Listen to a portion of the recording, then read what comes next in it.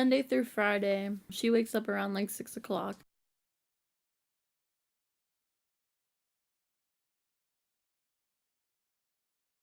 I get her ready, and then after that, I make sure she has a bottle if she hasn't already had one in the morning. And then we go off to daycare.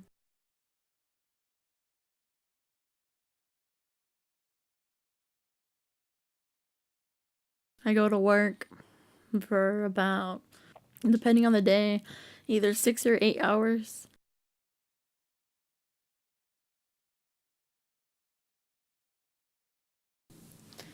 My favorite moments are coming home to her from work, and then also just bonding with her and cuddling with her.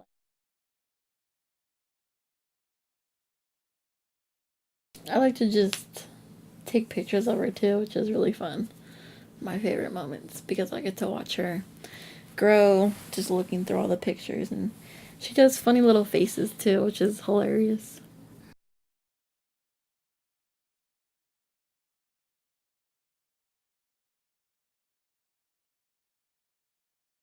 Basically, everything has been put on hold. Like me going to school right away has been put on hold. Me doing like my own thing, like if I want to go run errands or something, I can't just do it by myself. I have to drag along another little one, and I have to deal with tantrums and crying and lack of sleep. Me and Jonathan first met at it was like softball league, adult softball league, about 2-3 years ago. I just was his friend for like the most part, and he understood. He loved me. He really, really liked me and stuff like that. But he couldn't do anything because I did have a boyfriend at the time, and he didn't want to ruin anything. He just wanted to wait. So he patiently waited and waited, and then I broke up with Bella's father because it was just a bad situation, and I had to like get out of it ASAP. And then I started talking to Jonathan about everything, and then he told me how he felt, and then I told him how I felt, and then we just got into a relationship. Like that kind of got me to like this decision of keeping her, because I was thinking of aborting her. On the verge of me telling my mom that I was pregnant, she told me this. She said, the reason why I kept you is because even though I didn't know who you were, I still loved you. Because she had me at a young age, at 19 years old. It was very hard, but when I told her, she just said, why don't you just give her up, yada yada. And I said, Mom, what did you tell me in the car the other day? You told me that even though you didn't know me or anything like that, you still loved me. She knew how I felt about this baby, and I couldn't just give her away. I couldn't, kill her. That's when I decided just to keep my daughter. Even though I was young, I was going to, wise up and be a mother. Once you have a kid, your mommy instincts kick in, your daddy instincts kick in. If you don't have any kids, you won't understand until you're actually in that situation. I'm actually a part of a whole bunch of mommy groups on Facebook and stuff, and they give out free clothes, or they give out clothes for like low prices and stuff, and that's where I get all of, or most of my daughter's stuff. They also help me with like, if she's sick or something, and I don't really know how to cure it because this is my first child, so I don't really have too much knowledge, so I could get some knowledge from other moms.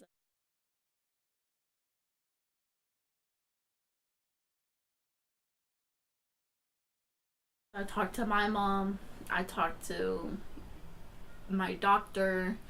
There's a lot of different opportunities and resources that young moms could go to. I may struggle here and there, but, I keep my head up high, and I do everything for my daughter.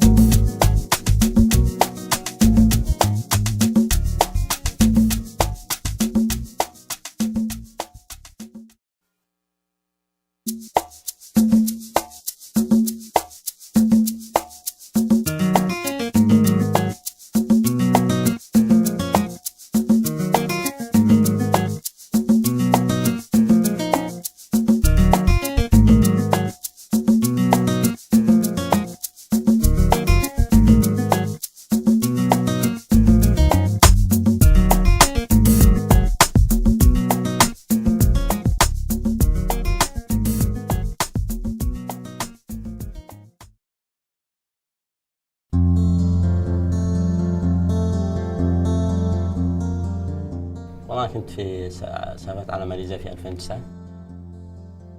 2009 وبديت المعاملة من هناك. بديت المعاملة ب2004.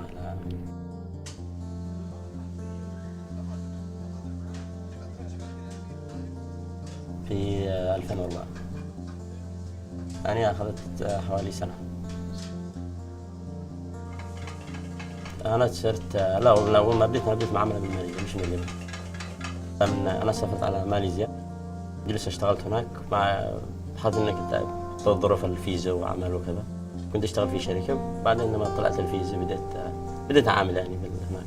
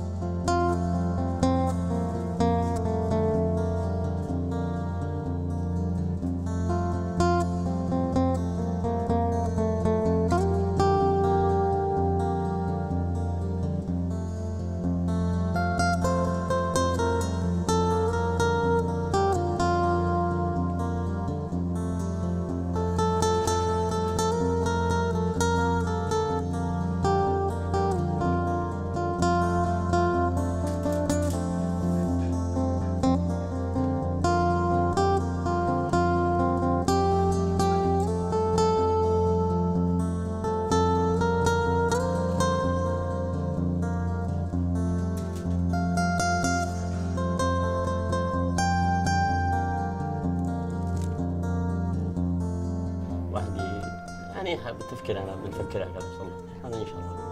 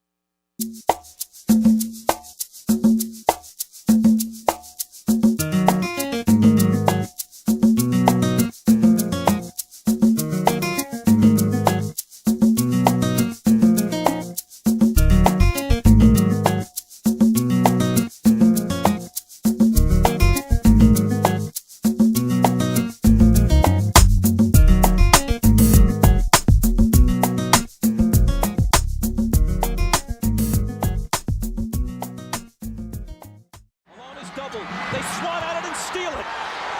Here comes Chicago. 17 seconds. 17 seconds from game 7 or from championship number 6. Jordan open. Chicago with the lead. I've been playing basketball since I was about 7, but I really didn't take it serious until I was 16. I always wanted to be a football player, and I played football out of anger, and I played basketball because it feeds my spirit. Gone through a lot of things, but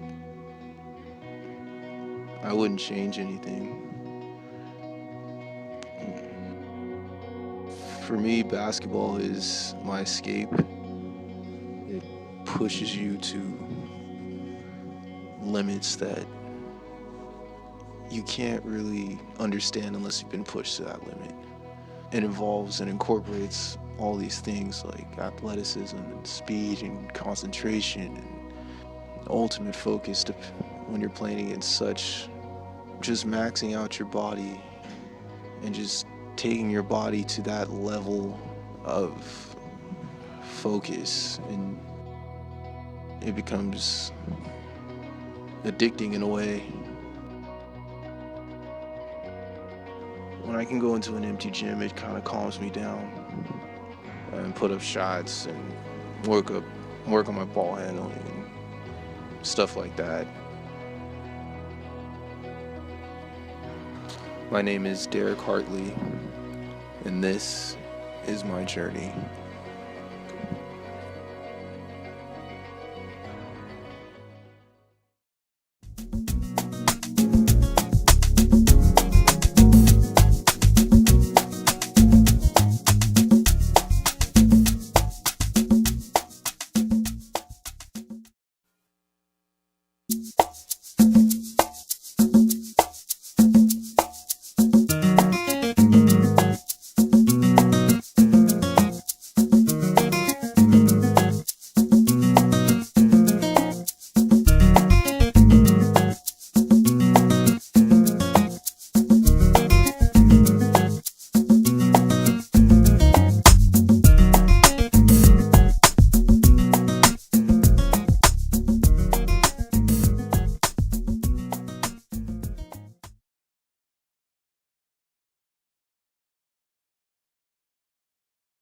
What is The 100? It's a TV show.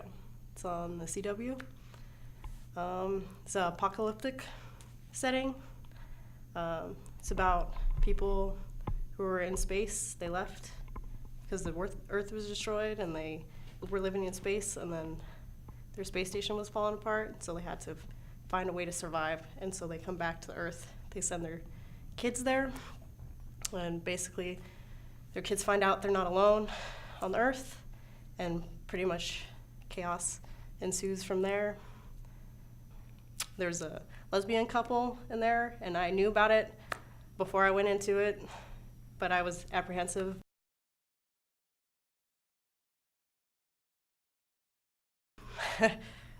Because there's not a lot of good representation in TV for those kind of relationships.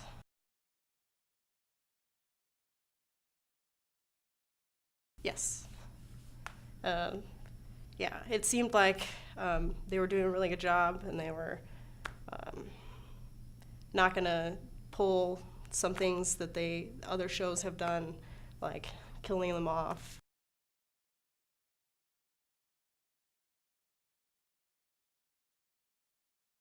So we started this third season, like we were afraid they were gonna kill this one character called Lexa. She was just really badass character who was like in control of like a kingdom and everything, and she was really great to the story, and it put a lot of depth in. And then you had your main character of the show, Clark, and they had this really good relationship. Besides being like in a romantic relationship, they had a great like team and everything. So it was built up really well, and this season was going really good, and then it hit the episode 7, and basically she was killed by a stray bullet. It's the thing that happens in TV a lot for lesbian characters, and it's disappointing. Basically, she just walked into a room and got shot randomly. She didn't even put it. She's really good at fighting and everything. She didn't even get to put up a fight. She just walked in there and basically was killed to further the story. And it was really upsetting because it happens a lot in TV. This same thing there's like 85% death rate for lesbians on television. And so they built that up like they weren't gonna do something like that, and they promised that they weren't gonna do it, and they did it anyway. And it affected me a lot because I trusted them, and they broke that trust.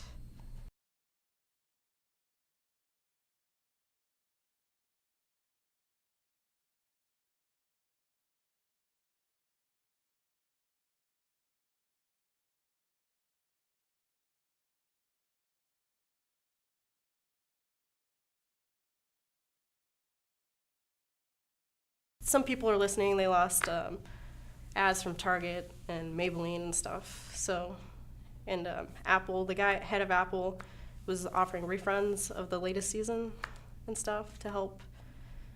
But yeah, so we have a little bit of progress, but I wish there was a little more. Slow going? Slow going. Okay. You have to keep at it.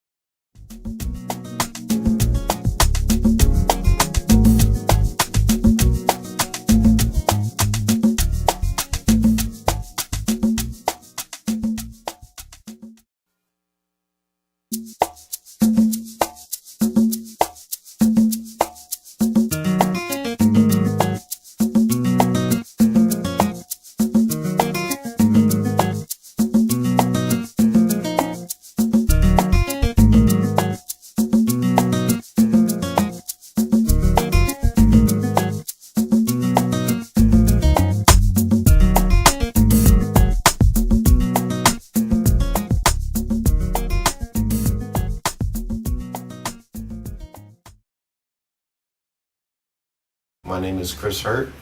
To my friends, I go by Easy. And what I do is I run a brand called 8-Bit Hip Hop, where one, we represent some of the best of hip hop culture, but also we work on branding and visualization for different hip hop artists. And it's really just, in a sense, whenever an artist is planning on releasing a project, we put together a really dope experience for their audience. And that could be anything from basics like album artwork, single artwork, to more expanded things like animated music videos, to maybe they want posters for their fans for the first 100 to go to a concert, anything along those lines. Blue background on a square just like this, and same with the rest of them. But basically the card is just a way to know that you own a piece of it. Basically, like on the back it says you are now own a piece of hip hop culture.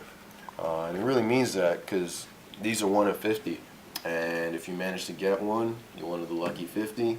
If not, probably just wait for the next artist you like. So, yeah, I mean, it's just a way for people to connect with it, and they feel great too. So, you know, it's really sturdy.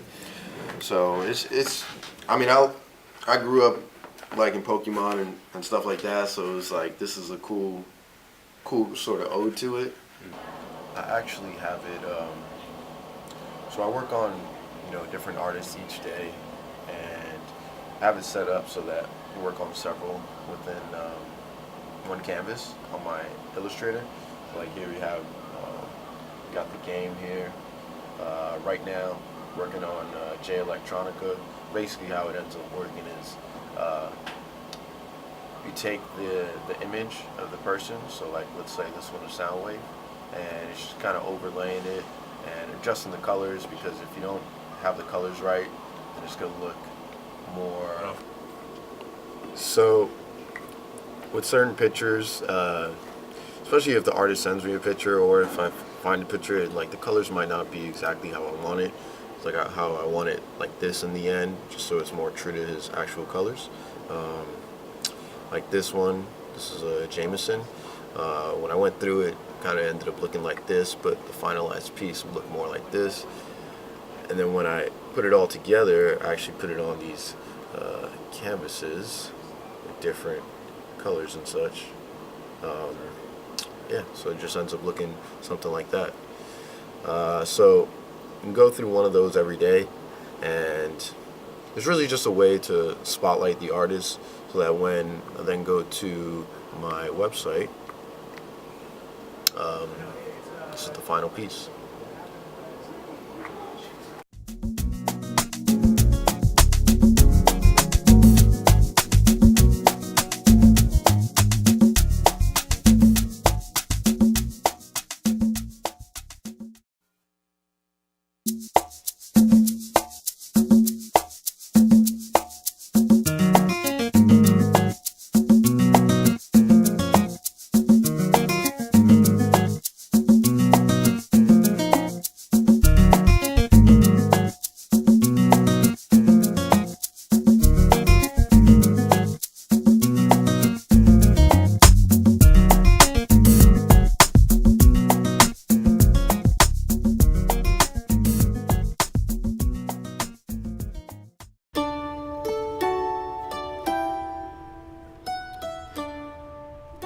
My name is Gabriela Gonzalez, and I am the Senior Post-Associate Producer at Indigo Films. My method on my workflow at Indigo Films is to stay super organized. I have really tedious workflows that I practice. I like things a certain way, borderline OCD, and sometimes it kind of seems silly when I'm doing it. You know, no one ever is that meticulous about little details, but it ends up helping me in the end. I don't think I would have ever gotten here to where I am today if it hadn't been for me kind of just recognizing that I'm good at this. I went into it not really knowing anything about it, and I came out of it with this great skill set that a lot of people are interested in. Well, when I apply to jobs, I don't like to limit the jobs that I apply for. I apply to anything and everything, even if I don't have the exact required experience, because I think that it should be left up to the employer to decide if I'm experienced enough. And you know, if my resume is impressive and they want to meet with me, then they can decide if I'm the candidate they're looking for. Some of the best jobs I've ever had, where I've learned the most, are the jobs that I went into feeling like I was in over my head. You know, people would say, "Hey, can you do this for me?" And I'd be like, "I don't know what that is. I'm gonna Google it." You can make yourself qualified. Confidence is key. One of the things that I look for in interns when I hire them is keep a positive attitude, to make sure that they want to be there. Don't fake it till you make it, fake it till you become it. You have to act like you know what you're doing, and eventually you'll know what you're doing. I'm not afraid to fail, and I think that's the most important thing for somebody new coming into the industry, to not be afraid to fail, because from the failures you're only going to learn what not to do next time. I'm not scared, I've done it before, and I know how to do it better than I did it the first time.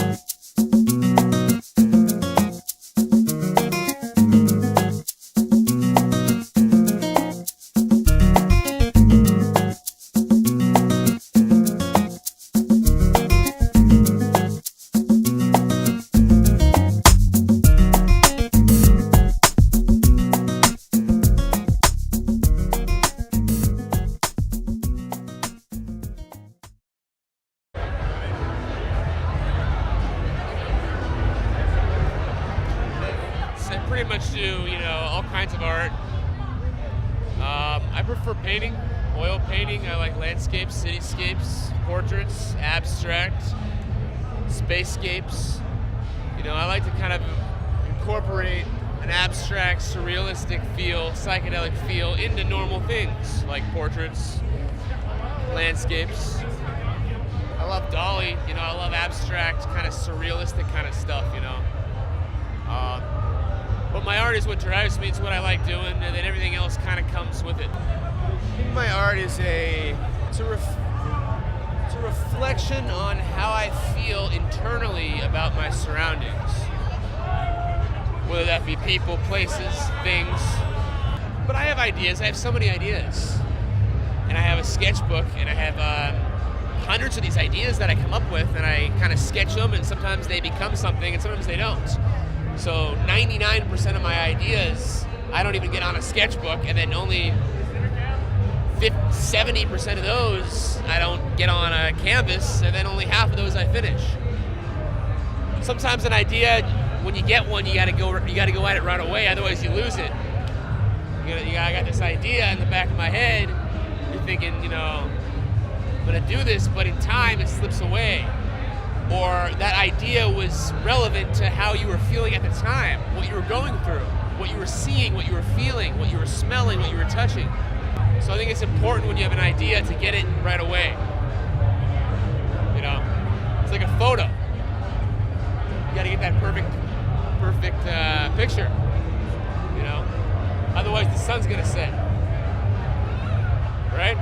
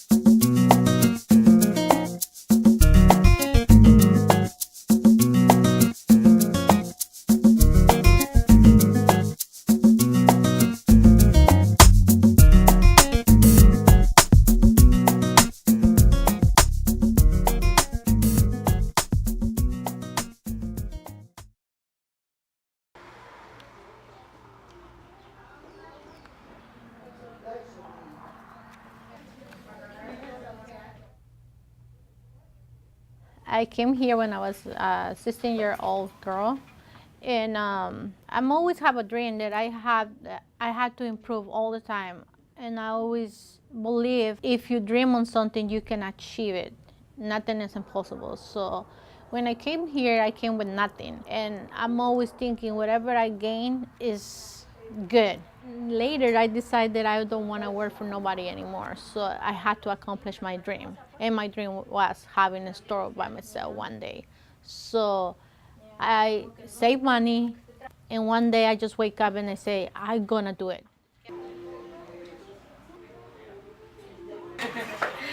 I liked it. Like it. With the display on the window, of course, that's how it's an eye catcher. So when they walking by or driving by, they stop by. Sometimes they come and, oh, I just saw your window and I saw the dress on your window and I just come to see. And I say, oh, I'm glad you came. Come and let me show you what size are you looking for and stuff like that. That's what I do. So they have to see you that you really love what you're doing, that you really know what are you doing, and how you present to them, how you tell them, oh, you look good. Oh, if you don't feel comfortable, don't do it. Just don't approach and like tell them, oh yeah, just wear that one or just buy it. You look good, you look good. You don't have to lie to your customers because they know when you lie to them. And it's not just because you want to sell.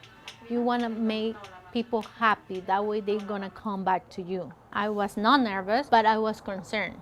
I was kind of like afraid if I'm spending all this money and I put in all this money on this place, and what about if it doesn't work? That was my only concern. But then I was like, I have all this inventory. I can sell in no time. You can make it happen. You don't supposed to be afraid. You just have to take the challenge, because if you're afraid, you will never be able to accomplish whatever is up there for you.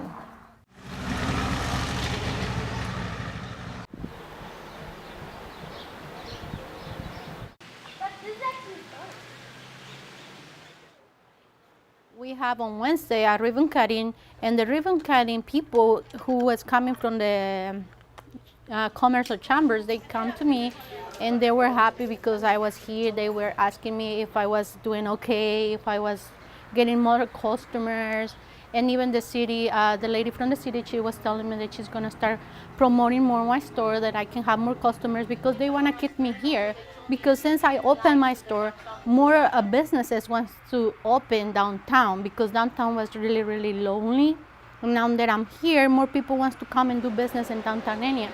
I'm doing a positive change in the community. And that makes me so happy. I like it. I like to be around people, and because people's telling me that I'm making a change in the community. I'm really happy about it.